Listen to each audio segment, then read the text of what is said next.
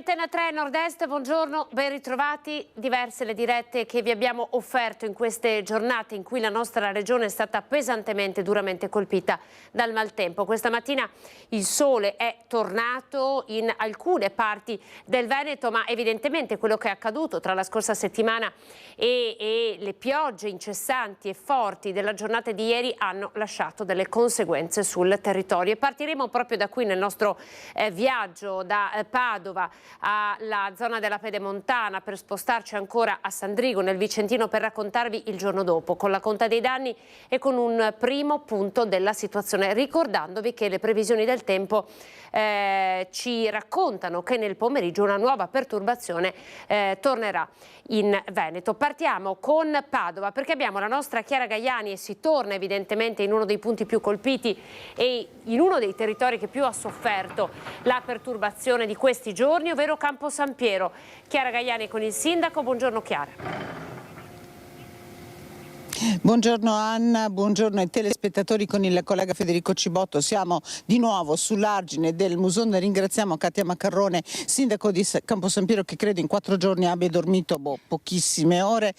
Alle mie spalle si è appena fermato perché è mezzogiorno, quindi sono in pausa i lavori di consolidamento dell'argine che sono proseguiti ininterrottamente dal momento della rottura, ovviamente a vari step a seconda di quanto saliva il livello del Muson. Qui sta piovigginando in questo momento, ma è una pioggia, sindaco, che non la preoccupa perché il livello del Muson è davvero molto basso. Sì, su questo possiamo tranquillizzare perché l'ARPAV ci ha assicurato che tra oggi e domani ci saranno appunto fenomeni di piogge leggere o forse anche temporalesche, ma che non causeranno l'innalzarsi del livello del Muson. Quindi da questo punto di vista l'allarme che invece ieri abbiamo lanciato in tutto il paese, perché davvero abbiamo cercato di estendere l'informativa a tutti, non solo alle aree che erano state interessate dall'alluvione dei giorni scorsi.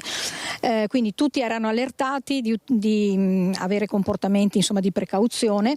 Avevamo avuto davvero un momento di criticità perché l'acqua filtrava dal punto in cui è stata eseguita la riparazione e pareva che cominciasse a erodere ulteriormente l'argine. Devo dire che il Genio Civile con la ditta che sta lavorando, che sono straordinari, hanno lavorato senza sosta, sono riusciti a intervenire rapidamente. Oggi stanno proseguendo il lavoro che proseguirà anche nei prossimi giorni, anche sabato, domenica, per cui la strada qui, la provinciale 44 della via Guizze, resterà chiusa nei prossimi giorni in quanto è sostanzialmente un cantiere, perché c'è un continuo movimento di mezzi pesanti. L'argine deve essere ancora ricostituito in maniera più salda, più massiccia, e poi verranno inserite delle parancole che sono già arrivate, che impermeabilizzeranno tutto questo tratto. In modo tale che se si ripresentasse anche le infiltrazioni di cui avevate grossa paura ieri, certo, non ci saranno. Non ci saranno, quindi abbiamo il tempo davanti, fortunatamente con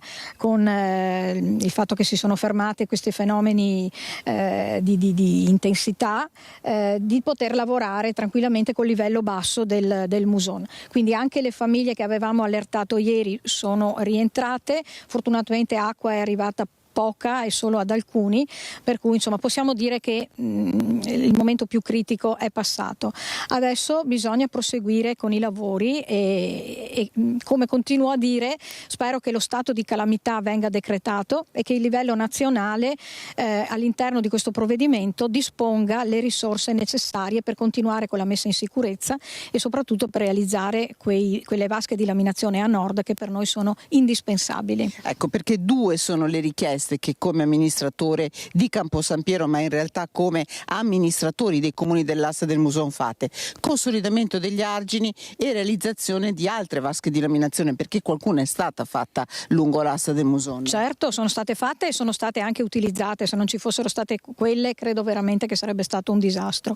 Però sono programmate da tempo, ne sono programmate anche altre, quindi diciamo che la capacità di 1 milione di metri cubi, che era quella prevista ed è ancora quella prevista dai piani della regione, è stata realizzata all'incirca per la metà, quindi ce ne manca ancora parecchio, insomma, per metterci in sicurezza. Ecco, chiederei in chiusura un flash al sindaco, perché ci raccontava che nel male c'è sempre anche il bene. C'è stata davvero una straordinaria gara di solidarietà, l'ha commossa, sindaco, in questi giorni. Sì, la cosa veramente bella è stata questa solidarietà che si è manifestata spontaneamente, che poi abbiamo cercato anche di organizzare e si è verificata in tutte le fasi di criticità che abbiamo avuto, sia quando c'è stato bisogno di aiutare le famiglie a pulire in casa, a intervenire, ecco, in questa situazione così pesante, e sia per fare sacchi di sabbia. Ieri in magazzino comunale c'erano giovani, addirittura le mamme con i bambini, persone di qualsiasi età che sono accorse per darci una mano.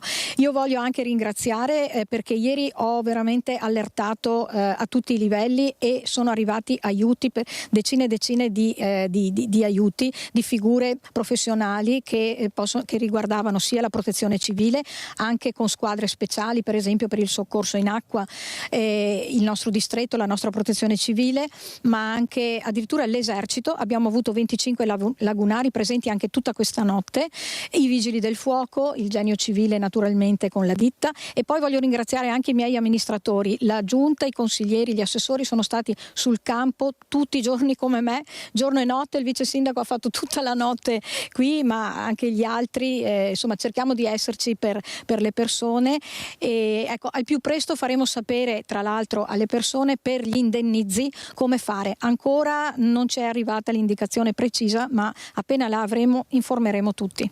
Allora Anna, io lascio il sindaco che tra pochissimo ha una video call con il prefetto. Da Campo San Piero ti restituisco la linea ringraziando il collega Federico Cibotto per la collaborazione tecnica. Grazie alla nostra Chiara Gagliani, buon lavoro a te e a Federico. Avete visto queste immagini, ma soprattutto le parole importanti del primo cittadino che è andato a raccontarci la grande catena di solidarietà che si è mossa, e questa è un po' la fotografia del nostro Veneto, un Veneto che non si ferma mai, un Veneto che va avanti e che è sempre capace di rialzarsi. E ora il nostro viaggio si sposta nella Marca trevigiana. Per noi c'è il nostro Cristian Arboite che ieri ha seguito tutto il fronte della Castellana, dell'Asolano. Ora siamo a Bessica di Loria. Cristian. Esattamente così, Anna, buongiorno a te e a tutti i telespettatori di Antenna 3, anche da parte di Tommaso Migot che sta curando la parte tecnica. Ci troviamo in via Cantoni di Sopra a Bessica, nel cuore proprio del paese, dove vanno avanti senza sosta le operazioni di pulizia. Questa è una delle zone più colpite nella giornata di ieri, ma soprattutto nella giornata di giovedì scorso. Quindi ieri è ritornato l'incubo e solo per qualche millimetro, come ci spiegavano questi residenti, l'acqua non è finita nuovamente negli interrati. Allora, cos'è successo ieri? Buongiorno. Buongiorno, ieri è successo praticamente verso mezzogiorno che l'acqua è venuta su dalla Brentella qua e praticamente siamo andati sotto acqua. Abbiamo fatto in tempo a fare la barriera coi sacchi e ci siamo evitati per miracolo. Ecco, possiamo vedere questa barriera fatta con i sacchi, quello che rimane. Tommaso, ti ringrazio, intanto raggiungiamo anche il Brenton e il sindaco. Questo è quello che resta della barriera che ieri è stata utilissima. Sì, è stata utilissima perché l'abbiamo fatto fino in fondo. Oggi abbiamo aperto un passaggio, abbiamo lasciato tutto quanto qua perché oggi il tempo non è tanto bello e ci aspettiamo di nuovo delle sorprese, come giovedì che ci ha colto proprio di sorpresa giovedì. Ecco, quindi voi di fatto rimanete in allerta anche oggi pomeriggio. Tra l'altro, Anna, qui ha ricominciato anche a piovigginare. Speriamo che non piove più, perché sennò ti tocca stare qua in allerta. Prima abbiamo visto con lei c'era anche il suo figlioletto di pochi anni che le dava una mano con la carriola. Sì, lui sempre dà un aiuto. Quando vede che ha avuto anche loro un po' di paura, così quando vede tanta acqua così. Ma vi siete subito rimboccati le maniche? Sì, perché sennò eriamo sotto acqua. Ecco, perché questo è il tema. Grazie davvero. Intanto raggiungiamo il sindaco, raggiungiamo anche il Brenton, questo fiumiciattolo, no? Che ieri in realtà ha fatto le bizze, è tornato nuovamente a fare le bizze. Come vedi, l'acqua è particolarmente impetuosa, Anna, anche oggi. Qui ci sono diverse ramaglie, chiaramente il paese, come vedi, è ancora in fase di allerta, ci sono tanti sacchi di sabbia, poi ve ne faremo vedere degli altri. Ecco, qui con me c'è il sindaco di Loria. Buongiorno sindaco. Il suo assessore ai lavori pubblici ci ha raggiunto, sindaco Simone Baggio. Ieri è stata l'ennesima giornata campale. Ieri è stata veramente una giornata che di fatto non ci aspettavamo, dopo l'evento catastrofico anche di giovedì che ha interessato diversi interrati, diverse abitazioni.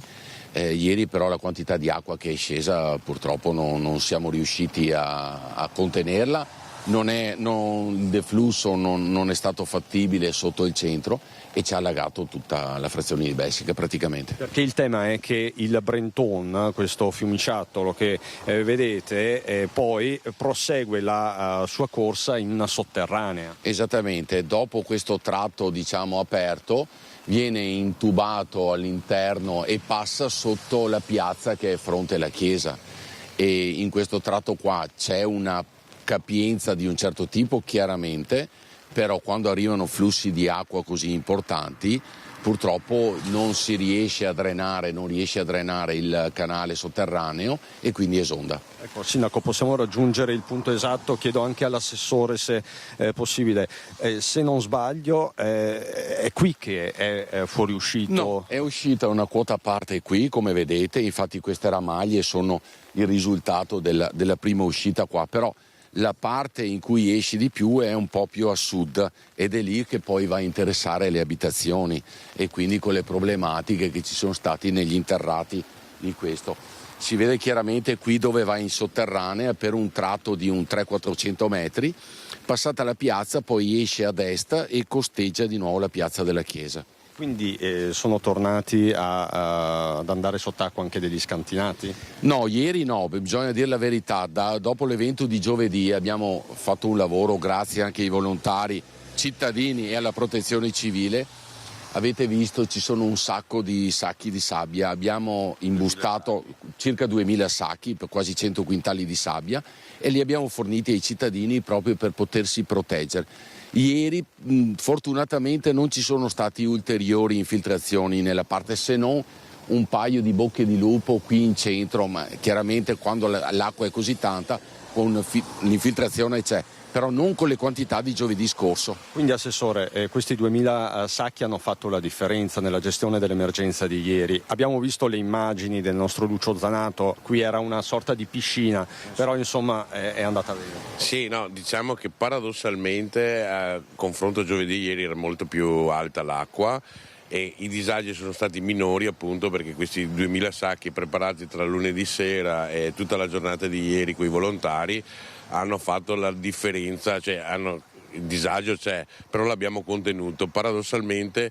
molto meglio di giovedì che era leggermente meno importante. È stata comunque una catastrofe anche giovedì, ma non eravamo preparati neanche i cittadini a una cosa del genere. I 2000 sacchi hanno fatto la differenza. Senta sindaco, c'è una stima dei danni? Immagino non ancora. Al momento è presto per farlo, anche perché abbiamo suggerito a tutti i cittadini di fare delle piccole relazioni e di trasmetterle anche con rilievi fotografici ai nostri uffici, perché la Regione ha già chiesto lo stato di calamità. Queste sono le comunicazioni che mi sono arrivate direttamente da Venezia e quindi speriamo poi ci siano dei fondi da ridistribuire a chi ha avuto i danni maggiori, insomma. Questo è il tema. Tommaso, se possiamo mostrare i nostri amici di prima che sono ritornati con la zappa in mano con i badili, è una scena che ovviamente si moltiplica per n volte qui a Bessica di Loria. Allora ringrazio il sindaco, ringrazio l'assessore ovviamente. Il nostro viaggio nella Marca segnata dal maltempo continua. A te la linea, Anna. Grazie al nostro Cristian Arboit. Uno sguardo alla perturbazione, come si sta muovendo. Utilizziamo il supporto con il nostro PC che ci ha aiutato a seguirla anche in queste giornate durante le nostre dirette di Maltempo. Guardate, ovviamente c'è tutta la parte qui di Castelfranco Veneto e ancora tutta la zona del Vicentino, Montebello, Arzignano, Castelgomberto. Ancora piove, come avete visto nel corso del collegamento del nostro Cristian, la pioggia è tornata a scendere ancora, non copiosa come ieri, ma ha ricominciato a piovere. Allora subito a Sandrigo, nel Vicentino, dalla nostra Luisa Bertini per raccontarvi la disperazione anche di tante famiglie le cui case sono andate sott'acqua. Luisa, buongiorno.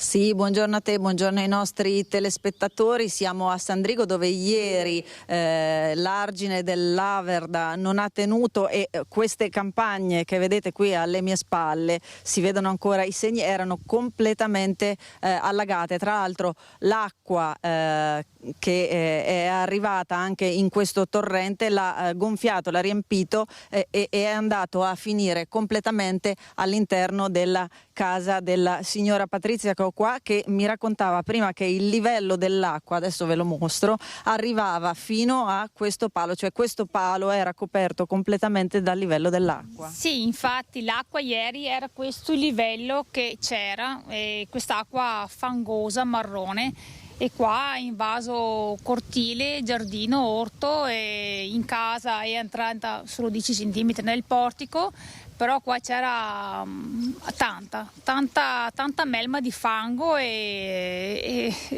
Lei prima mi diceva un mare, tra l'altro anche la potenza. Un mare, cioè ci ha spazzato via fiori, vasi, ha spazzato via un po' tutto, li abbiamo trovati a molti metri in giù, sta roba. E a darvi l'allarme è stato il cane. Il cane che un po' alla volta ha iniziato a abbaiare, quando abbaiava un po' di più allora siamo usciti, si vedeva proprio l'acqua che cresceva, cioè nel giro di mezz'ora si è alzata tantissimo, cioè abbiamo spostato lì, abbiamo iniziato a spostare le macchine, i trattori, quello che era possibile, però comunque i danni ci sono stati perché fieno, ceroso, e motori di attrezzature si sono bagnati, e sì che non si è potuto fare tutto perché è tutto molto veloce. Cioè... Sì, nell'arco di pochi minuti lei addirittura mi diceva mi sono affacciata. Sì, nel giro di 10 minuti si è tutto allagato, cioè qua come vedete dalle foto c'è un lago di fango. Fondamentale è stata anche la solidarietà tra voi qua delle zone, perché questa non è l'unica via che è finita sott'acqua, ma anche dall'altra parte della strada principale in via Campi Alti la situazione è stata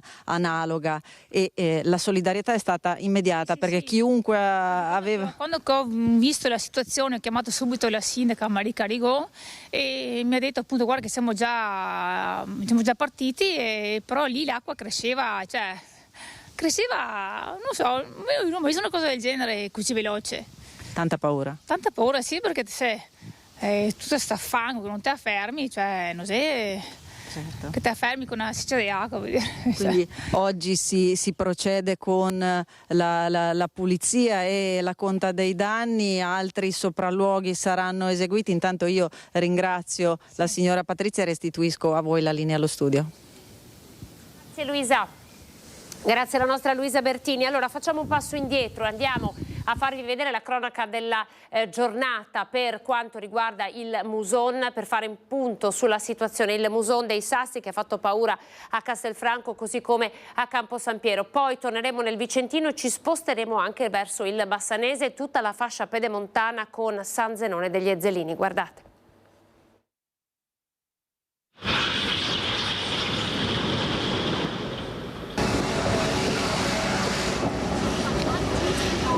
È stato un pomeriggio di apprensione, quello vissuto ieri dai cittadini di Campo San Piero e di Loreggia. Il Muson, ingrossato dalle piogge cadute nella zona della Castellana, per ora ha fatto paura, in particolare nel punto in cui l'argine solo qualche giorno prima aveva rotto, inondando la sinistra arginale e mandando sott'acqua abitazioni e aziende. L'acqua infatti ha iniziato a filtrare nel punto appena ricostruito, che ancora non era stato impermeabilizzato. Sul posto l'assessore regionale Bottaccin ha monitorato i lavori di vigili del del fuoco, protezione civile e genio civile, che non si sono mai fermati, che per tutto il tempo hanno rinforzato l'argine con sassi e sacchi di sabbia. Il Muson, come tutti i fiumi del Veneto, a parte il Po, sono a regime torrentizio, quindi hanno una variazione di portata molto rapida, sia in incremento che in calo, e quindi il Muson non è un'eccezione, sono tutti così. Il bacino di laminazione ha funzionato, però ovviamente a Castelfranco ha fatto 90 mm di pioggia in poche ore, quindi, e a monte lo stesso, e quindi la quantità di acqua che è caduta è rilevante. I soccorritori fluviali e alluvionali sono stati impegnati in un presidio di sicurezza fino a quando la piena in tarda serata è passata. In via precauzionale i residenti colpiti dagli allagamenti dei giorni scorsi e i dipendenti delle aziende sono stati fatti evacuare. Abbiamo già subito danni venerdì, stiamo ancora pulendo tutto il fango e tutto il materiale da buttare via. Per alcune ore ieri pomeriggio è rimasto chiuso al traffico anche il ponte delle Galle che collega Campo San Piero a Loreggia. Una locanda è andata sott'acqua a Megliadino San Vitale, una locanda invasa dall'acqua acquistata, pensate, 9 mesi fa dalla famiglia di Deborah Giomo. La data di apertura era prevista per il 13 giugno.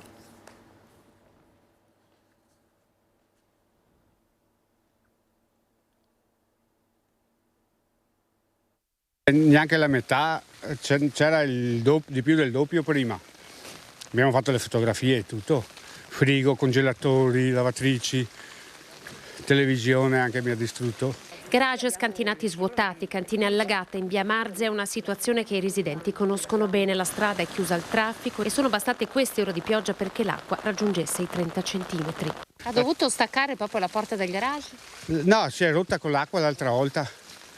La seconda volta che succede in poco tempo. Giovedì è arrivato fino a mezzanotte, qua ho dato una mano anche quelli della protezione civile. E l'acqua mi ha rotto proprio tutto il portone, l'acqua. Da qui la rabbia perché non hanno rinforzato l'argine del Martignon. Macello, disastro. Quante cose ha perso? Tantissime, che adesso ne hanno anche portate via un bel poco.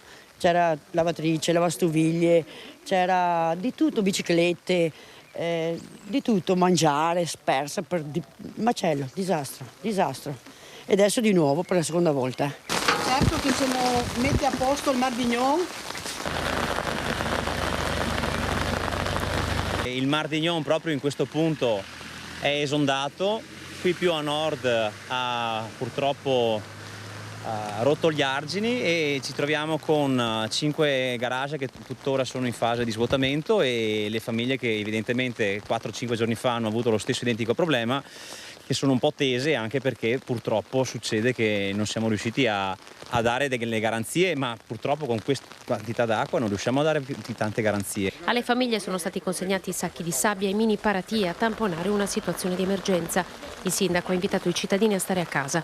Nel tardo pomeriggio la situazione è parzialmente rientrata, ma quanto accaduto oggi ha reso evidente che cosa c'è da fare. Innalzamento argini e evidentemente lo studio di fattibilità di un bacino di laminazione, perché proprio qui l'attuale bacino, che è posto circa 1 chilometro più a nord, non ha dato gli effetti sperati e in questo momento addirittura è così pieno che non riceve più acqua, per cui se questa è la situazione e nel giro di 4 o 5 giorni la situazione si ripresenta nella medesima area, vuol dire che serve fare qualcosa di strutturale.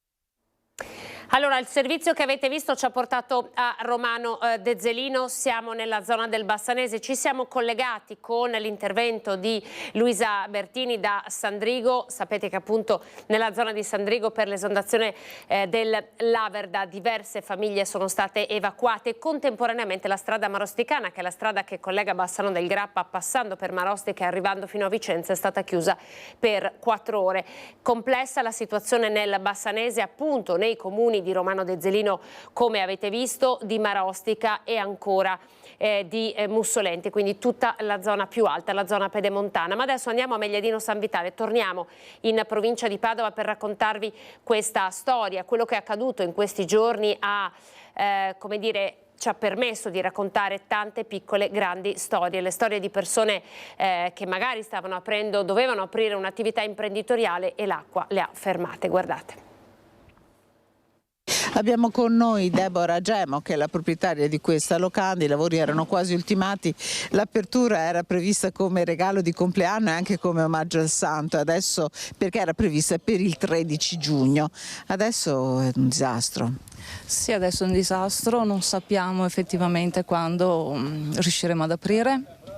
Eravamo quasi pronti, avevamo già cominciato, è da settembre che siamo qua, abbiamo cominciato a ristrutturare le stanze che adesso sono totalmente distrutte, non si può recuperare niente e quindi non so, è stato veramente una cosa anche inaspettata. Ci avevano detto di non preoccuparci anche se siamo così bassi, perché l'ex proprietario aveva alzato comunque alle spalle gli argini e non era mai successo una cosa del genere.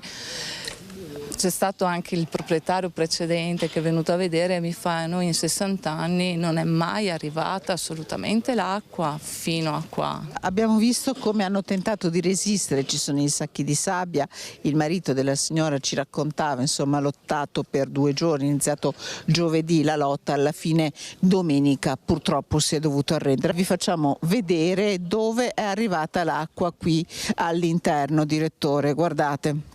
Allora, si può vedere sia qui nel pilastro o comunque anche nei muri, si vede dove è arrivato il livello dell'acqua, perché è tutto giallo, perché non è che sia arrivata solamente acqua normale.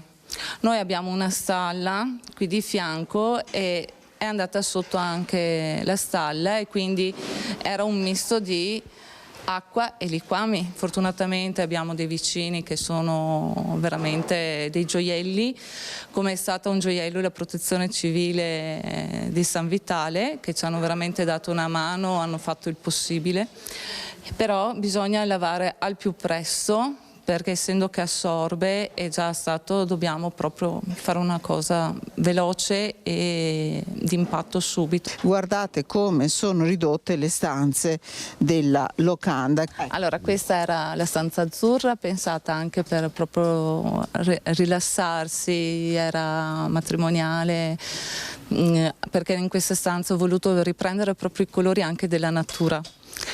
E questa era quella azzurra, poi però come vedete è tutto, scusate.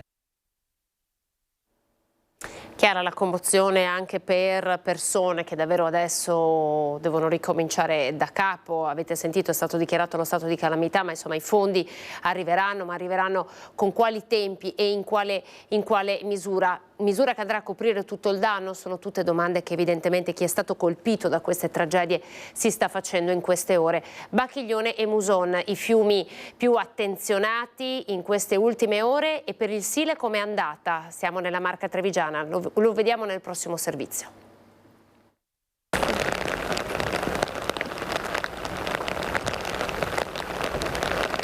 Pioggia scrosciante, il Sile attenzionato speciale. Le tracimazioni che già dalla sera di lunedì avevano cominciato a preoccupare gli inquilini del campus Beach Farm sono stati infatti evacuati trascorrendo la notte in un hotel della zona. Noi avevamo un'allerta riguardo l'altezza del Sile, quindi bisognava tenere sotto controllo anche gli argini. Quello è un punto delicato e quindi ha bisogno di un monitoraggio continuo. Oggi il Genio è intervenuto ponendo dei teloni sopra l'argine, come avete visto, e quindi l'area è stata messa in maggior sicurezza. Allerta data non solo dalla possibile e repentina salita del Sile, ma soprattutto da dei trafori scavati dalle nutrie che hanno reso l'argine ancora più fragile. Uomini della protezione civile e carabinieri in congedo al lavoro sin da notte fonda per mettere in sicurezza il terrapieno che costeggia il Sile e che dista poche centinaia di metri dai dormitori del campus Beach Farm. Posizionati teli lungo gli argini più soggetti alle tracimazioni per aiutare l'acqua a defluire con più velocità. Noi l'allerta come comune l'avevamo su tutto il territorio comunale, Roncade e Casale.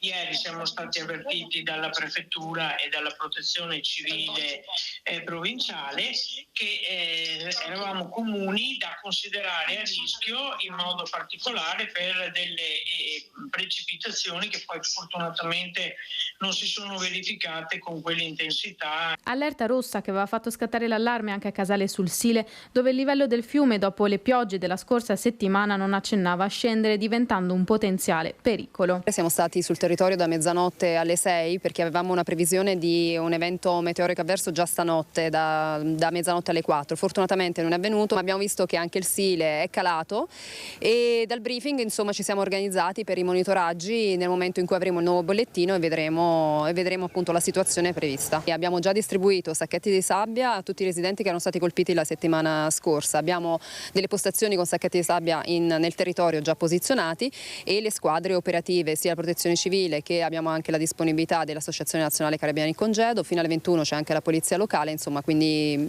attendiamo per i monitoraggi e per intervenire all'occorrenza. Livello del fiume che rispetto alle scorse ore è calato toccando i 70 centimetri rispetto ai 2,2 metri della scorsa settimana. Previsioni che fanno ben sperare, ma le squadre di soccorso restano attive. Non si tira ancora un sospiro di sollievo, sindaca? No, finché non vedo un bollettino che mi indica che qui è verde non si tira nessun sospiro di sollievo, ma non per allarmare qualcuno, ma per essere pronti e operativi.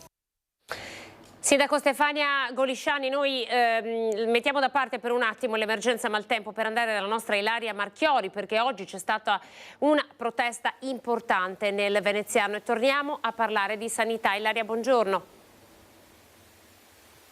Buongiorno a te Anna, buongiorno ai nostri telespettatori. Si è appena concluso il presidio di lavoratori e lavoratrici, operatori socio-sanitari dell'ULSS 3 Serenissima di Venezia, che sono idonei all'assunzione ma ancora non hanno ricevuto una chiamata proprio dall'azienda sanitaria. Questo in realtà arriva dopo un presidio ben più grande organizzato, come ricorderete, lo scorso 30 aprile a Venezia in campo Sant'Omà, organizzato dall'FP CGIL Veneto, proprio per sollecitare la Regione a dar corso alle assunzioni di personale ritenuto idoneo, molti di questi con il superamento del concorso, ma ancora non chiamati dall'azienda sanitaria, nonostante, dicono, la carenza di personale. Ma allora noi sentiamo proprio l'intervista a Marco Busato, il segretario generale dell'FP CGIL Venezia, che ci ha detto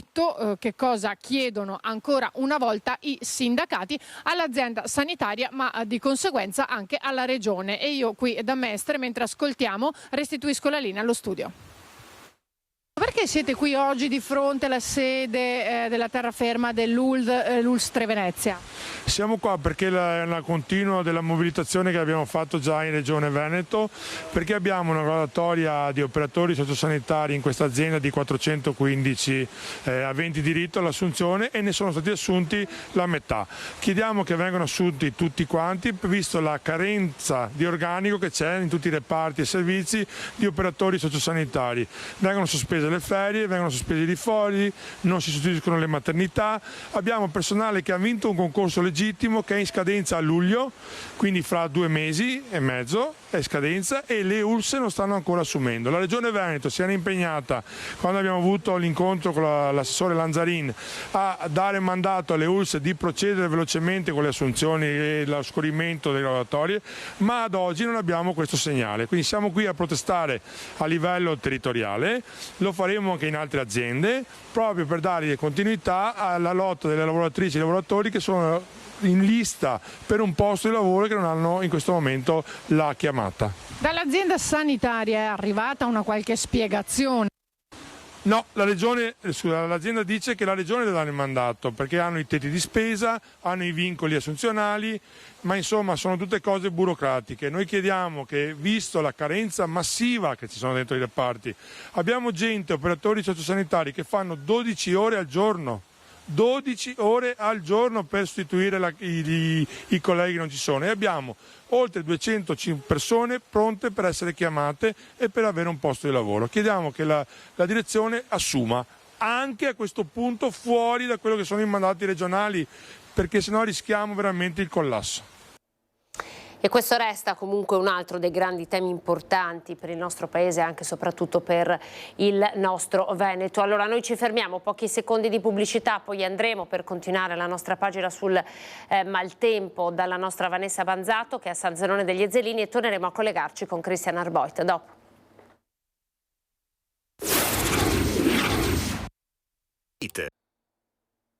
Eccoci, prima edizione di Antenna 3 Nord-Est, continuiamo la nostra parabola per raccontarvi il maltempo il giorno dopo, com'è la situazione, che cosa sta accadendo, e stiamo andando a toccare i punti più colpiti, i terreni e i territori che più hanno sofferto. Restiamo nel Vicentino. Padovano e Vicentino sono le due province che hanno pagato di più lo scotto di questo maltempo, di questa perturbazione, e torniamo con il nostro speciale su Marostica, dove ieri è stato evacuato un asilo con 47 bambini. Guardate la furia dell'affluente, quanto forte era, tanto da far paura davvero e da richiedere questa evacuazione. Ore 11:30 ed è Longhella che inizia a fare paura. Questo affluente che finisce direttamente nel Brenta ha raggiunto livelli massimi, tanto da richiedere l'evacuazione dell'asilo qui dietro alle mie spalle. 47 bambini dai 3 ai 5 anni della scuola d'infanzia Madre Teresa di Calcutta, portati via con i pulmini della Protezione Civile a Palazzo Baggio. Le ultime ad uscire dalla scuola con decine di ombrellini in mano sono le maestre. Adesso vado a raggiungerli. È spaventata? Diciamo che è la prima volta che succede una cosa così, per cui le cose fatte un po' in fretta e in emergenza sono sicuramente. Senta, come le sono sembrati i bimbi invece, spaventati? Li abbiamo tranquillizzati. Tra i primi ad arrivare il sindaco di Marostica. Siccome mancavano circa 35 centimetri all'uscire dall'argine, abbiamo fatto evacuare tutti i bambini a scopo anche precauzionale, nonostante adesso sembra stia un attimino rallentando la piovosità. In 30 anni, come dire, non era mai accaduto, quindi come dire, Marostica non è un territorio così a rischio. Da oggi credo dovremmo fare delle valutazioni diversamente, ma è andata bene. Un disastro ovunque, racconta il sindaco, alla confluenza del Longhelle con il Mar Colada, il punto più delicato. Qui a poche centinaia di metri l'acqua scende da San Benedetto e allaga un'intera via. Qua siamo sulla zona dove viene giù l'acqua dalla strada di San Benedetto. Come potete notare c'è la deviazione, eccola qua, e qui c'è il tratto. Via Canale è chiusa al traffico. L'acqua defluisce ma è un fiume. In sofferenza tutte le direttrici che collegano Marostica a Vicenza, situazione critica anche a San Vito. Alla sede della Protezione Civile di via Vaccari si è lavorato incessantemente tutto il giorno. Sempre sul posto con la sua polizia locale il primo cittadino che non esita a togliersi in questa giornata difficile qualche sassolino dalle scarpe. Per fortuna sono 5 anni che puliamo tutti quanti i canali e francamente mi viene ancora più nervoso se penso alle 4 denunce che ho per aver tagliato le piante.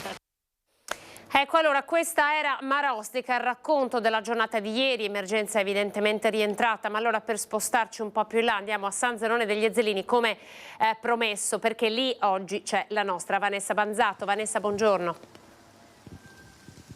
Buongiorno Anna, alle persone che ci stanno seguendo. Siamo a San Zenone degli Ezzelini, mi trovo assieme al sindaco Fabio Marin perché la pioggia delle scorse ore ha creato importanti disagi, soprattutto la viabilità nella zona dei due sottopassi principali di San Zenone, area Carainati. L'area Carainati, dobbiamo ricordarlo, è la zona del comune che è stata particolarmente colpita dall'abbondante pioggia che si è abbattuta un po' in tutto il territorio, con garage che sono finiti sott'acqua, le strade che si sono trasformate in fiumi, canali che sono straripati, esondati, e di conseguenza una situazione davvero pessima. Vero è anche che dopo quello che era accaduto giovedì della scorsa settimana, un po' i residenti si erano armati di pannelli di legno, di sacchi di sabbia, grazie anche all'intervento della Protezione Civile. Di conseguenza diciamo che il danno è stato meno pesante rispetto alla prima volta, quelli alla settimana scorsa.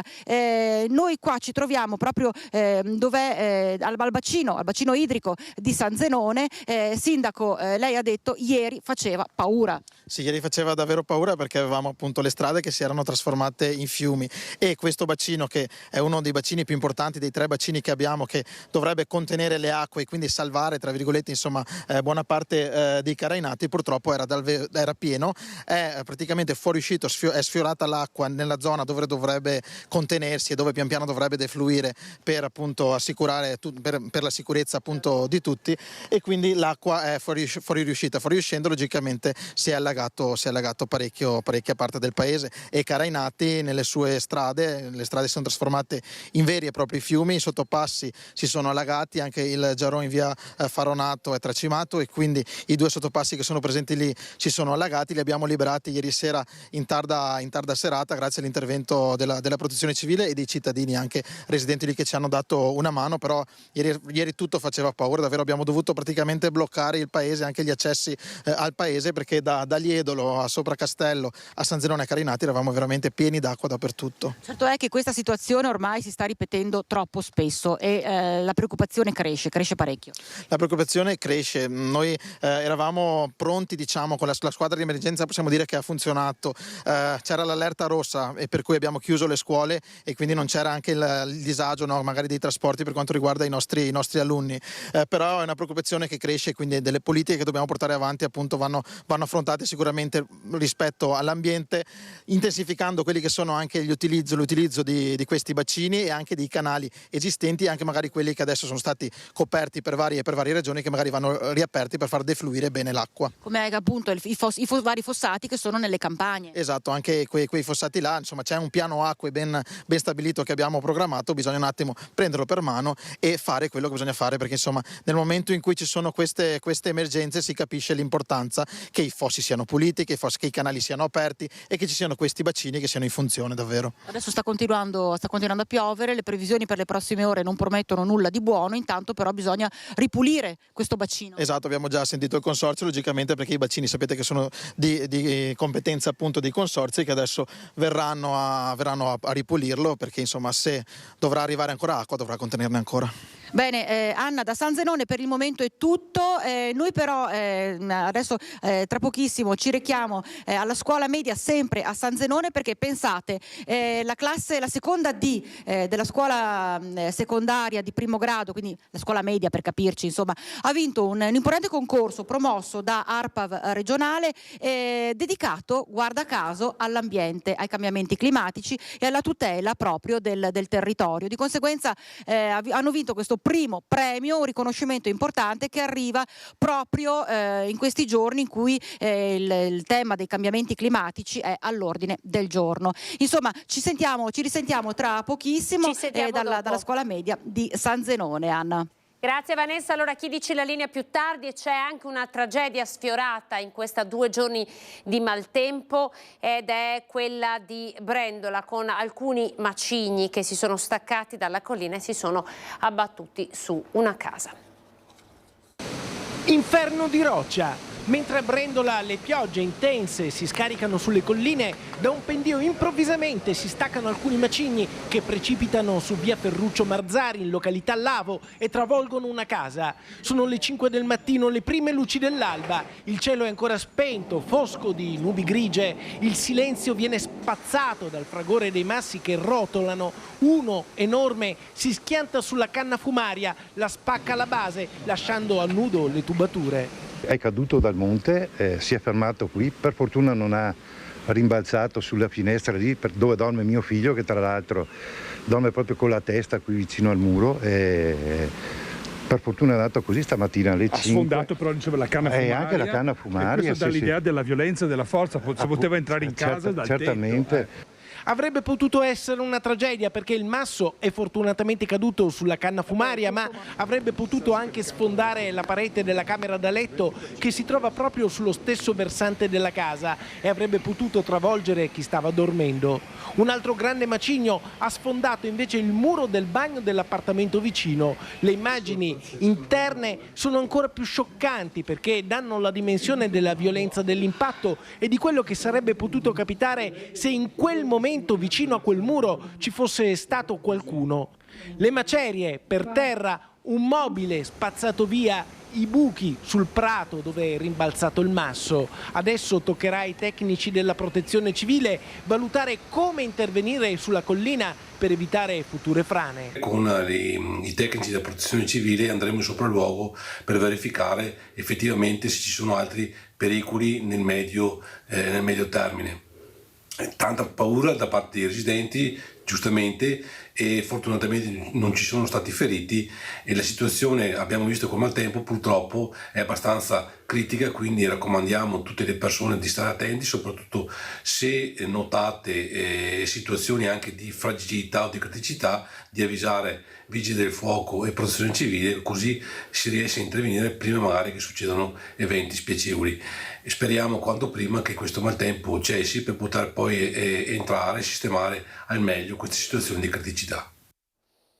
Allora noi ora apriamo la pagina della cronaca che va a raccontarci altre notizie che arrivano dalla nostra regione. In questo caso le forze dell'ordine sono riuscite a risalire all'identità del minorenne che ha accoltellato un coetaneo sedicenne a Udine. L'accoltellamento è avvenuto sabato sera ed è un evento di cronaca che la nostra redazione di Udine ha evidentemente coperto. Vi facciamo vedere ora il servizio che è andato in onda lunedì. Ebbene, a distanza di qualche giorno si è riusciti a risalire anche alla storia dell'attentatore e si tratta di un quindicenne che è stato identificato ma che quella mattina per andare a punire il rivale era partito proprio da Treviso. Intanto guardate il servizio. Mentre impazza il dibattito tra sicurezza reale e quella percepita, mero strumento di contrapposizione politica, per le strade del centro cittadino di Udine continuano a verificarsi casi di violenza che esasperano la cittadinanza. Particolarmente grave l'ultimo in cui c'è stato scorrimento di sangue nel vicolo Brovedan lo scorso sabato sera, uno scontro violento tra più persone che ha portato all'accoltellamento di un ragazzo di 16 anni albanese da parte di un ragazzo quindicenne, poi fuggito dopo aver lasciato l'altro ragazzo moribondo al suolo. Grazie al lavoro di indagine incessante delle forze dell'ordine coadiuvate dalle videocamere di sorveglianza nella zona vicina a Piazza San Giacomo, è stato individuato l'aggressore, un ragazzo, come detto, di 15 anni, kosovaro, ospite di una struttura di accoglienza per minori non accompagnati. Profonda la ferita all'addome per il ragazzo albanese, anche lui ospite di un centro per minori non accompagnati, trasportato d'urgenza in ospedale in codice rosso e sottoposto immediatamente a un delicato intervento chirurgico prima di essere trasferito in terapia intensiva e sottoposto l'indomani a un altro intervento, poi intubato e sedato. Per lui la prognosi resta riservata. Ferito invece in maniera superficiale al braccio l'altro giovane minorenne albanese protagonista dello scontro di sabato sera. Sbigottiti a dir poco i residenti che hanno visto il verificarsi sotto i loro occhi di queste scene da Far West in una zona talmente centrale da non poterla mai immaginare sotto questa veste. Questo gravissimo episodio in un sabato tremendo per la città di Udine si è unito a un altro scontro tra via Giusti e via Carducci in cui c'è stato un ragazzo straniero ferito, non grave, e anche alla purtroppo, spiace dirlo, ennesima rissa in viale Leopardi, dove questi episodi si verificano ormai quotidianamente con lancio di sassi e bottiglie che hanno anche colpito le vetture parcheggiate a bordo strada. Intanto si continua a indagare sulla vicenda del tentato omicidio con il sedicenne albanese che lotta tra la vita e la morte dopo la spaventosa aggressione di sabato sera. Ed eccola qua la spaventosa aggressione rilanciata anche sui quotidiani locali. Treviso Today la mette in prima pagina: spedizione punitiva da Treviso a Udine per vendicarsi degli insulti via social. Un quindicenne è stato identificato e denunciato dalla polizia dopo l'accoltellamento di un coetaneo sabato 18. Come avete appunto sentito dal servizio della redazione di Udine, lo studente era partito dalla Marca per cercare il rivale e ferirlo. E nella Marca noi restiamo perché nella notte c'è stato un incendio in un'azienda che produce pannelli fotovoltaici. Poco dopo mezzanotte i vigili del fuoco hanno operato in via Marcello De Maino per l'incendio di un annesso rustico di un'abitazione. Nessuna persona è rimasta ferita. Le squadre dei vigili del fuoco arrivate da Treviso e da Mestre con 2 autopompe, 3 autobotti e 17 operatori hanno iniziato le operazioni di spegnimento dell'annesso di oltre 500 metri quadri. Perdonate, non si tratta di un'azienda, ma c'erano anche dei pannelli fotovoltaici coinvolti in questo incendio. Il personale è riuscito a circoscrivere le fiamme ed evitare il coinvolgimento del complesso abitativo. Bruciato materiale per lavori agricoli, oltre ad un'automobile. Gravemente danneggiato l'annesso. Sul posto sono arrivati anche i carabinieri. Guardate, queste sono le immagini che arrivano dai vigili del fuoco e si tratta davvero di un incendio di larghe dimensioni.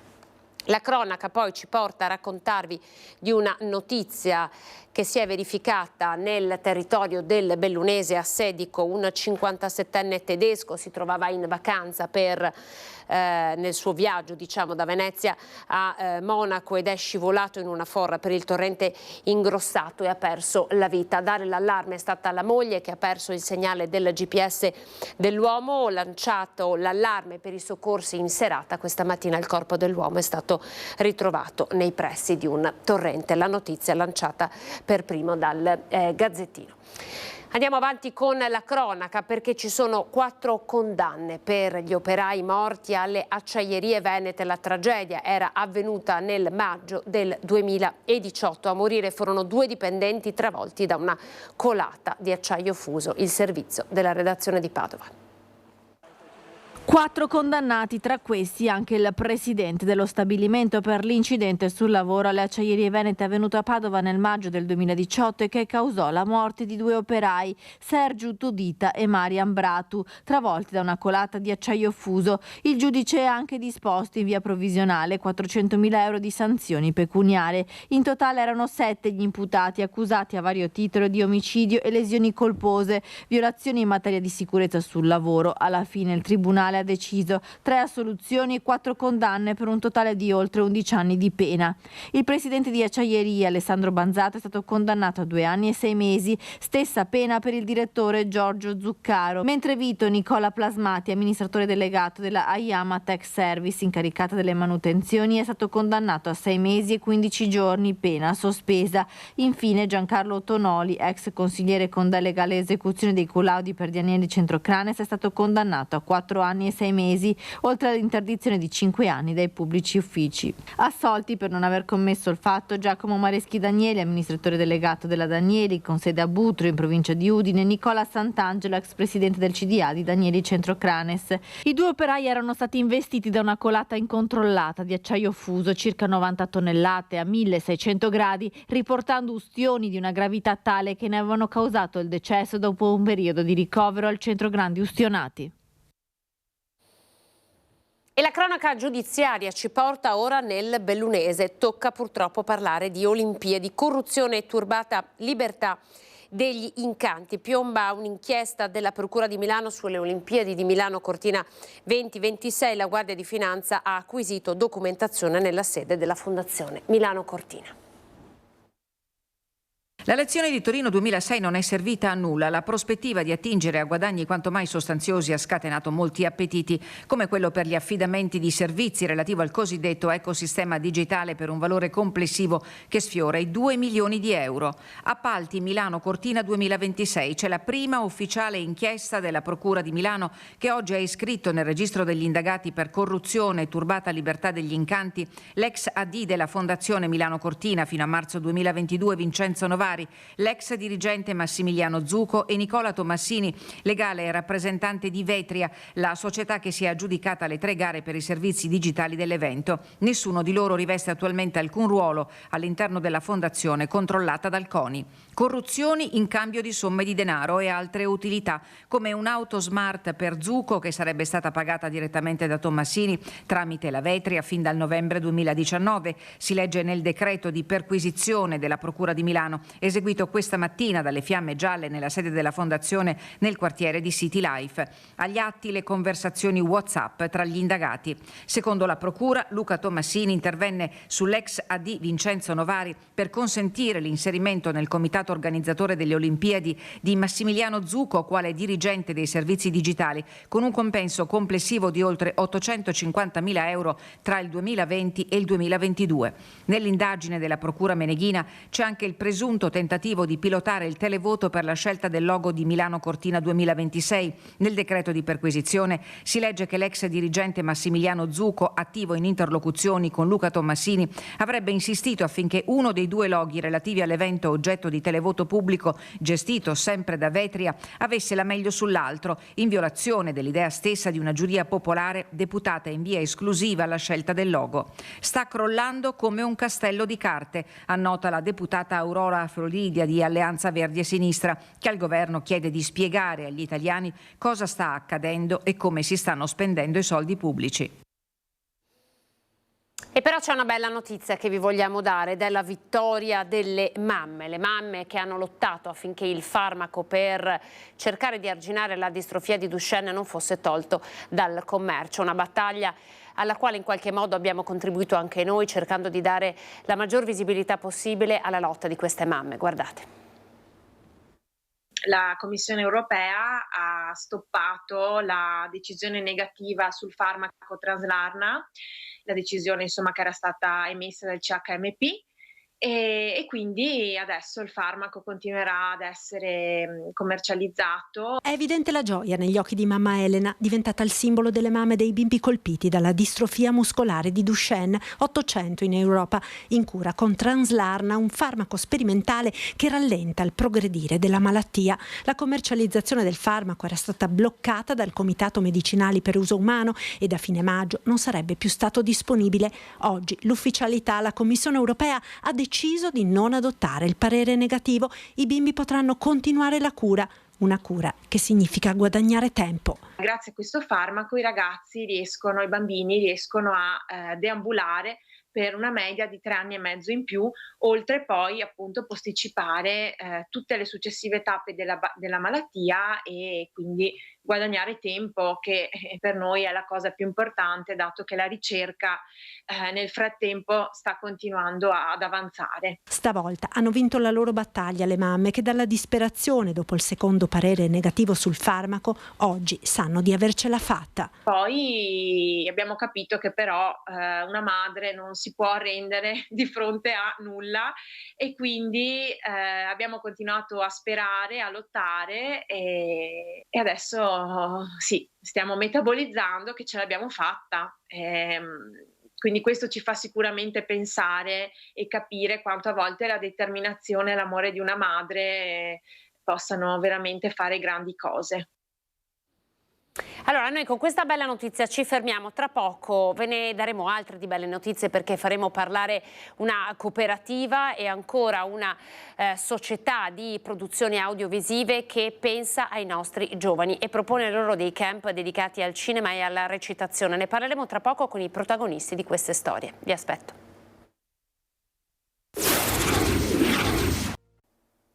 Eccoci, buongiorno, ben ritrovati, prima edizione. Allora, avete visto, siamo partiti dal maltempo per andare un po' a raccontarvi che cosa è successo. Oggi è il giorno della conta dei danni, è il momento di ripristinare, pulire, andare a guarire le ferite che questa perturbazione ha creato sul territorio. Abbiamo poi aperto la pagina della cronaca ed ora, come promesso, vi presento gli ospiti che mi hanno raggiunto in studio. Spazio ai giovani, spazio ai ragazzi, al loro tempo, alla loro creatività. Partiamo da Linda Collini, Restera Produzioni. Linda, buongiorno. Buongiorno. Grazie Anna, per essere qui con noi. E poi abbiamo Mauro Gazzola della cooperativa Chirico. Buongiorno Mauro. Grazie. Allora, perché vi parliamo di ragazzi? Partiamo dal vostro camp. Allora, a Treviso partirà un camp le ultime 2 settimane di giugno, in cui ai ragazzi verrà insegnato recitazione, verrà chiesto loro di come dire, confezionare un cortometraggio. Quindi è la prima volta, Linda mi corregga se sbaglio, che si dà la possibilità, insomma, i centri estivi diventano centri estivi dedicati al cinema, dedicati alle produzioni. Restera Produzioni nasce anche con questo scopo, no? Con lo scopo di raccontare il territorio e di insegnare anche al territorio a raccontarsi. Però l'idea dei camp è nuova. Come è nata? Sì. Ma è nata da una richiesta proprio, perché noi abbiamo i nostri Restera Lab con appunto la nostra associazione Restera Produzioni, e quindi formazione di cinema e teatro, laboratori per bambini elementari, terza, quarta e quinta, ragazzi, medie e superiori e anche adulti. Arrivati alla fine del corso dei ragazzi, i genitori ci hanno detto: ma come è finita qua? Perché non si va avanti? Perché non si va avanti? E allora io e i miei soci, Igor Barbazza, Davide Stefanato e Laura Feltrin, io e Laura Feltrin in particolar modo saremo le docenti formatrici di questo camp, ci siamo chiesti come andare avanti. Noi ovviamente siamo un'associazione, ci occupiamo di cinema da un punto di vista di produzione e di formazione, e quindi abbiamo fatto Cinelab. un camp estivo di cinema per ragazzi dagli 11 ai 15 anni. Quindi diciamo zona medie superiori? Sì, sì, diciamo fine elementari, tutte le medie, inizio superiori. Cerchiamo Perché di secondo lei prendere quella è un l'età migliore per iniziare a comunicare anche certi concetti? Perché poi questi ragazzi alla fine del camp saranno un po' messi alla prova, no? Verrà realizzato un cortometraggio che verrà addirittura proiettato. Sì, perché è proprio in quella fascia d'età in cui i ragazzi iniziano a utilizzare anche maggiormente il linguaggio audiovisivo da un punto di vista proprio della produzione. Loro sono nati nel digitale, quindi non li possiamo estromettere da questo tipo di linguaggio e noi in quanto operatori ed educatori cerchiamo in qualche modo di avviarli a scatenare la loro creatività e a produrre contenuti di qualità per sensibilizzare non solo loro stessi ma perché no, anche i coetanei e anche la cittadinanza, i propri genitori, i grandi a quello che loro pensano, perché in questo camp i ragazzi non solo reciteranno in un vero e proprio cortometraggio, ma lo creeranno da zero. Quindi assieme a noi, coadiuvati da noi di Restera Produzioni, partiranno dall'ideazione del soggetto, quindi magari un argomento caro a loro in quella fascia d'età che è un po' delicata, perché siamo un po' all'inizio, piena adolescenza. Parleremo tra poco. Quindi permettere a loro di esprimersi attraverso contenuti che formeranno, che creeranno e che produrranno. Ed è un passaggio interessante, da qui insomma anche la voglia per noi di Antena 3 di raccontare, perché di audiovisivo, insomma all'audiovisivo ci si approccia diciamo all'università più o meno adesso quando si inizia a partire così da giovani, no? Significa riuscire anche a, come dire, scovare talenti e permettere anche ai ragazzi di incanalarsi in percorsi che poi potrebbero diventare i percorsi della loro vita.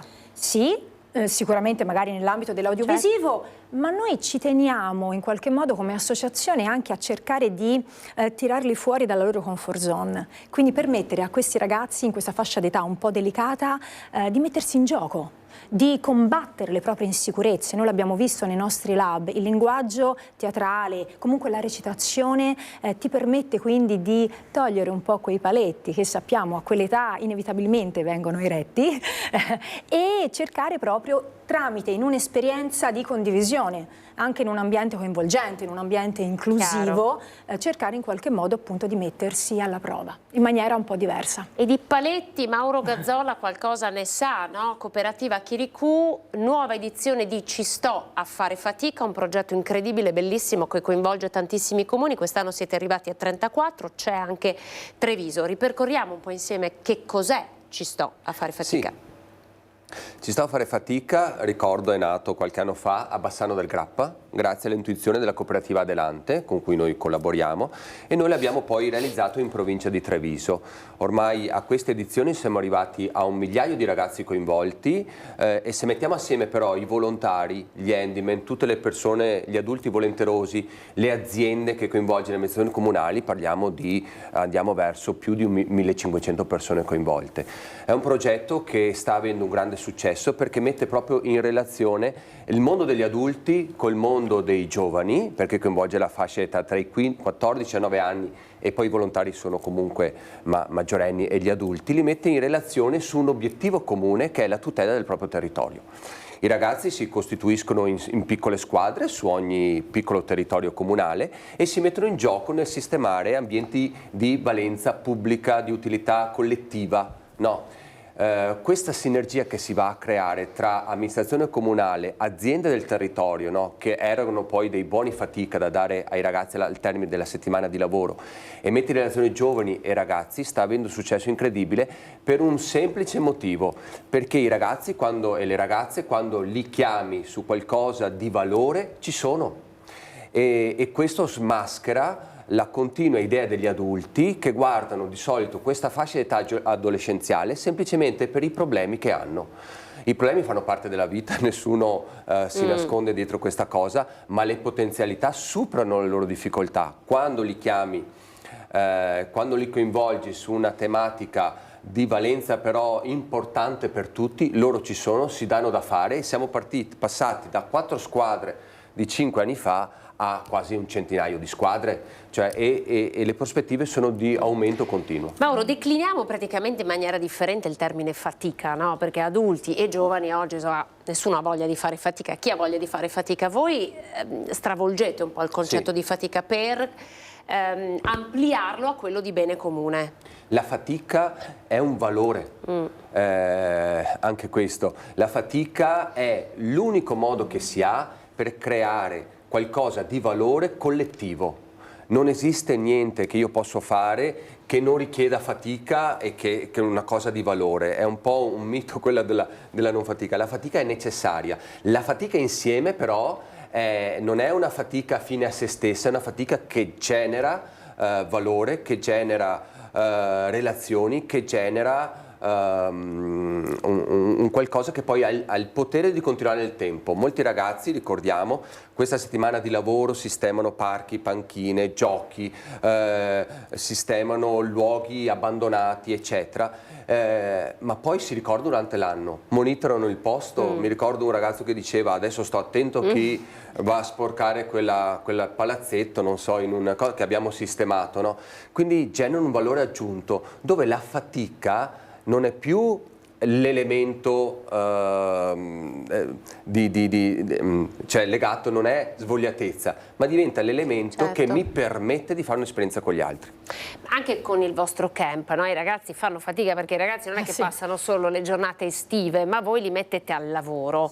Da qui forse anche l'idea di creare un evento finale in cui questo lavoro verrà, non dico giudicato, ma insomma verrà esposto e quindi verrà visionato da tanti. Sì, anche perché saranno 2 settimane, le ultime 2 di giugno, quindi dal 17 al 28, dal lunedì al venerdì, in cui i ragazzi saranno con noi un po' tutto il giorno, quindi dalle 8:30 alla mattina alle 16:30 al pomeriggio, quindi un vero e proprio camp, in cui appunto non solo impareranno le nozioni di recitazione, ma anche di regia, di scrittura cinematografica, e arriveranno l'ultimo giorno, il venerdì 28, proprio a assaggiare il set cinematografico con una troupe di professionisti. Ecco, era giusto che il prodotto poi venisse visto. Quindi, anche perché si parlava di educare alla fatica con valore, quindi noi sicuramente, insomma, ci auspichiamo e siamo sicure di creare un prodotto di valore che merita essere visto, non solo dai parenti e dagli amici, insomma, a cui sicuramente fa piacere vedere i propri ragazzi, ma anche da tutta la cittadinanza. Infatti, permettimi di ringraziare proprio il Comune. Parlavamo di amministrazioni comunali un po' sensibili, no?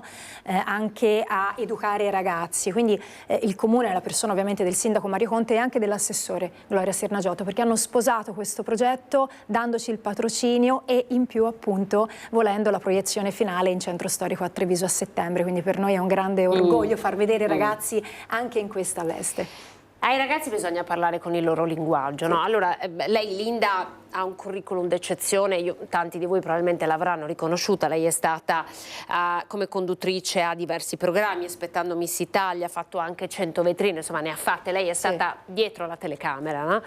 No, davanti alla telecamera, e andrà dietro, ed è una delle insegnanti del camp.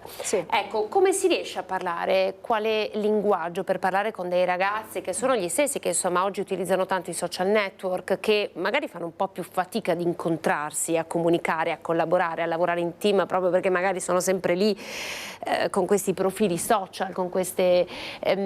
come si parla a ragazzi di questa età per insegnare una cosa così importante come l'audio-video? Beh, sicuramente non mettendosi in cattedra. Quindi i ragazzi vivono molto dall'alto verso il basso, quindi noi cerchiamo sempre di creare una circolarità con i ragazzi, cercare proprio di andare tra i ragazzi e parlare con loro, cercando di sviluppare anche le loro doti di empatia, perché in effetti, insomma, per essere educatori devi avere una certa dose di empatia, quindi metterti un po' nei panni di questi ragazzi, che comunque anche loro, giustamente come dicevamo prima, no? Molto spesso vengono giudicati, che non fanno, che non vogliono fare anche. In realtà i ragazzi hanno tantissime frecce al loro arco, bisogna solamente prendere quest'arco, metterglielo in mano e insegnargli anche ad usarlo, perché oggigiorno hanno tantissimi stimoli.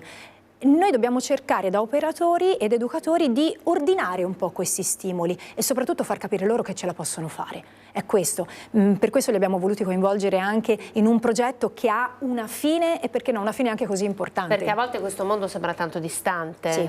Sì, sembra tanto distante. Ce lo racconta lei che c'è stata dentro proprio nel cuore. Sì, c'è un po' anche il mito del mondo dello spettacolo, un po' del cinema, no? Tutto così distante, tutto così, perché no, anche pomposo.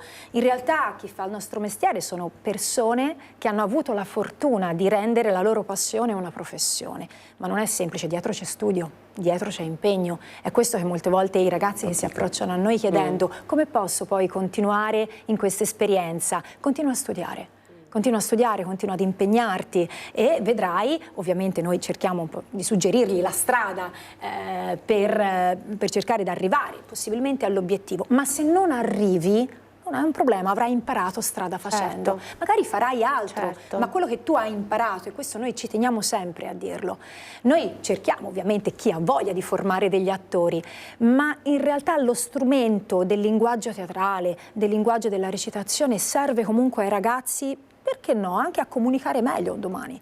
Quando si troveranno nel mondo del lavoro sappiamo quanto è difficile, no? Approcciare al mondo degli adulti.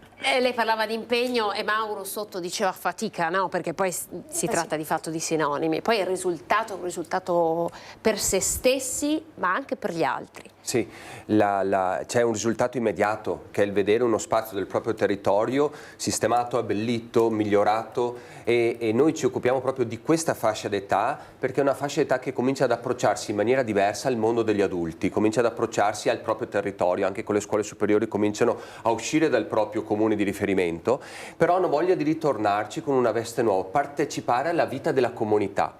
E dobbiamo dirlo chiaramente, le associazioni fatte dagli adulti sono tutte in crisi con la fascia dei giovani, perché l'adulto, se vuole approcciare questa fascia d'età, si deve in qualche modo ritirare. Oggi un bambino, un ragazzo, all'adulto prima, durante e anche dopo, non c'è un istante dove l'adulto non sia lì a dirgli come deve fare e come deve comportarsi. In questo modo più ti ritiri, più loro esprimono la loro competenza. Pensiamo che le squadre non sono gestite da professionisti, da educatori come noi, si autogestiscono, sono fatte da ragazzi, ragazze, volontari o volontarie, adulti e gestiscono la settimana in toto. Il nostro lavoro è dietro in tutto questo tempo. Poi il risultato che resta è sicuramente di percezione di partecipazione, di valore personale, di conoscenza e di relazioni con persone che non conoscevano. Molti hanno detto io non conoscevo quel mio amico che ho incontrato nel mio territorio. Si creano relazioni nel proprio ambiente di vita e si creano sicuramente, il risultato più bello è che cambia lo sguardo degli adulti verso di loro, e se un ragazzo, una ragazza di quell'età si vede guardata in maniera diversa, sarà anche più disponibile ad alzare la mano e dire io ci sto, io sono disponibile anche per altre cose. Anche per noi infatti è importante dare visibilità, ovviamente non solo ai fatti di cronaca, ma anche ad esperienze di questo tipo. Non a caso Ci sto a fare fatica è partito, come lei ha detto, come dire, nel piccolo, ed è esploso. Da cosa nasce questo grande successo secondo lei? Nasce dal fatto che la formula, che è partita all'inizio anche dalla cooperativa Delante di Bassano, ha delle caratteristiche molto interessanti e utili su questa generazione qui, quella fascia d'età. Uno, che è un tempo misurato, non ti chiede un impegno indefinito, che non si sa quando inizia e quando finisce, è un tempo misurato, è un incarico chiaro, preciso ed è a misura loro. Quindi, e soprattutto riguarda qualcosa di valore. Ricorderò sempre un'indagine fatta l'anno scorso su 3.000 questionari fatti in questa fascia d'età nell'ambito tutto della provincia di Treviso, nelle scuole superiori, 3.000 questionari anonimi. Ai primi 3 posti su cosa vorresti essere coinvolto in futuro è lo sport, il bene comune, l'aiuto agli altri, l'arte e la cultura. Quindi questo è un insegnamento importantissimo al mondo degli adulti per gli eventi che promuovono, cosa chiedono. E si chiedono perché non sono i giovani, perché non sono cose di valore, sono stanchi di superficialità. Cose che li coinvolgano davvero. E a questo proposito, Linda, la nostra Vanessa Banzato l'ho vista collegata da San Zenone degli Ezzelini per raccontarci di questo premio. Vanessa, eccoci, ti vediamo, raccontarci di questo premio vinto dalla classe della scuola media. Prego, certo, Vanessa. Anna.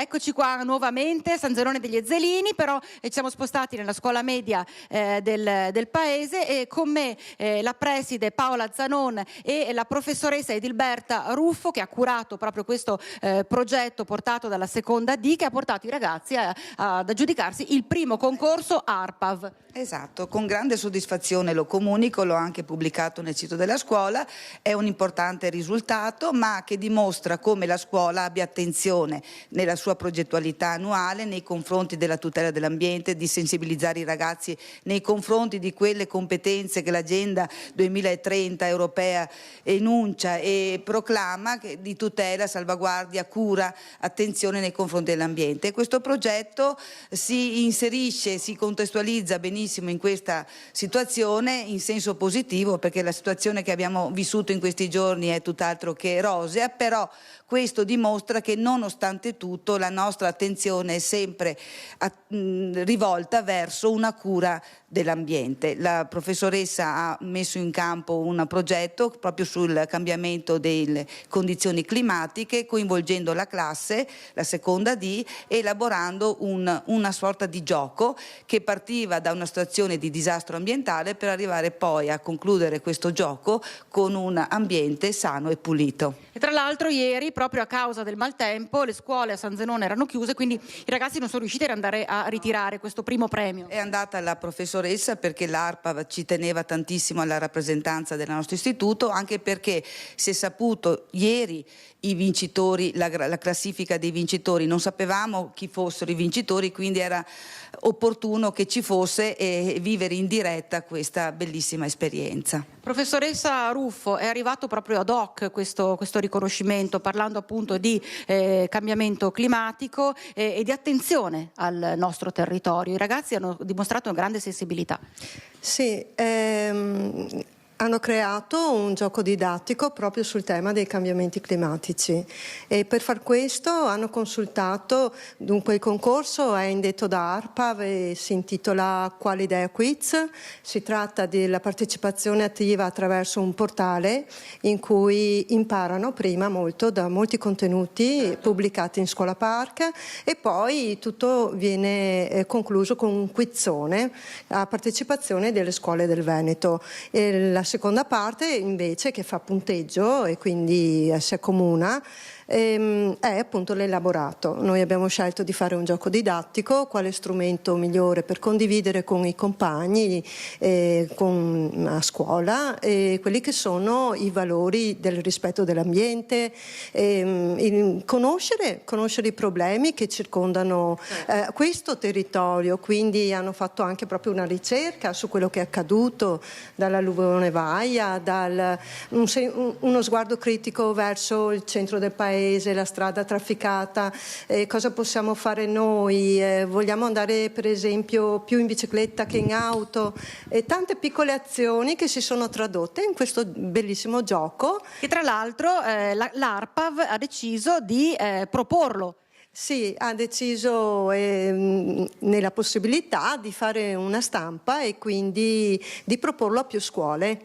Rapidissimamente, prima di ridarti la linea Anna, con la preside Zanon facciamo anche una carrellata velocissima di tutti gli altri premi che ha vinto questa scuola, perché non è soltanto questo. Sì, diciamo che adesso stiamo tirando un po' le somme della progettualità di quest'anno, una progettualità a 360 gradi su tanti aspetti della vita degli studenti, con progetti che si chiudono, partono e chiudono a scuola, altri invece che hanno anche delle esibizioni fuori dell'istituto scolastico e anche con delle valutazioni. Abbiamo vinto, siamo campioni nazionali di dama internazionale, primi classificati, e poi con il concorso dell'orchestra dell'indirizzo musicale siamo classificati primi al concorso di Scandicci, primo premio anche Vinciguerra, più primi e secondi classificati come prove individuali. Insomma, piccoli talenti e piccoli artisti e piccoli scienziati, nel caso poi anche del premio ARPAV, crescono, e davvero una grande coscienza che si sta sviluppando, che si sta educando per un ambiente sempre migliore. E da San Zenone, Anna, è tutto, ti ricevo la linea. Grazie alla nostra Vanessa. In qualche modo stiamo raccontando proprio questo qui oggi dallo studio insieme ai nostri ospiti. Restera Produzioni sta lavorando tanto, la scelta di lavorare con i bambini come nasce? E come state lavorando adesso, al di là del camp che abbiamo visto essere 2 settimane, partite a metà giugno se non sbaglio? Sì, le iscrizioni immagino siano già partite. Sono già partite, sì, sono nel fermento. Sono nel fermento. Sì. Però lo sguardo sui bambini, lo sguardo sui ragazzi di Restera Produzioni, voi fate ovviamente molte altre cose. Sì, appunto, noi ci occupiamo anche di produzione, ma la formazione comunque è grossa parte delle nostre attività, perché comunque i bambini, perché comunque i ragazzi, fondamentalmente insegnare loro attraverso il linguaggio teatrale in qualche modo a appunto mettere un piede in un mondo per loro meraviglioso, per loro sconosciuto. Ricordiamoci che ovviamente quando ci approcciamo ai bambini, ma anche quando ci approcciamo ai ragazzi, la chiave deve essere il divertimento. Loro si devono divertire fondamentalmente, i bambini soprattutto devono giocare. Poi giochiamo, attraverso il gioco si può arrivare a toccare tanti altri tasti. Ad esempio noi per i bambini abbiamo un laboratorio sulle emozioni.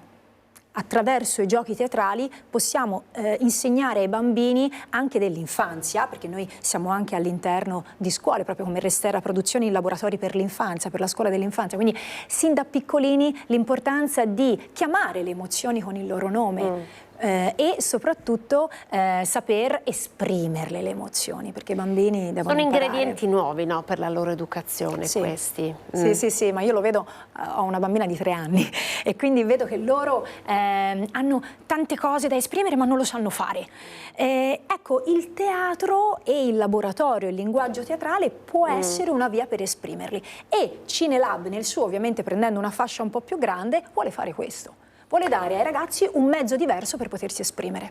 Espressione è anche il fatto di poter lavorare insieme, no? Con Ci sto a fare fatica qui si premia il lavoro di squadra, no? Perché e si insegna come il bene comune diventa tale soprattutto se condiviso. Sì, si chiama proprio comune, nel senso che mi riguarda, c'entra anche con me.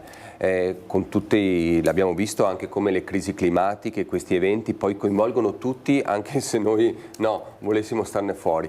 La stessa cosa in tempi tra virgolette più quotidiani, l'allenarsi a occuparsi insieme di questo, di territori che poi riguarda persone che utilizzano spazi, riguarda persone che vogliono il territorio.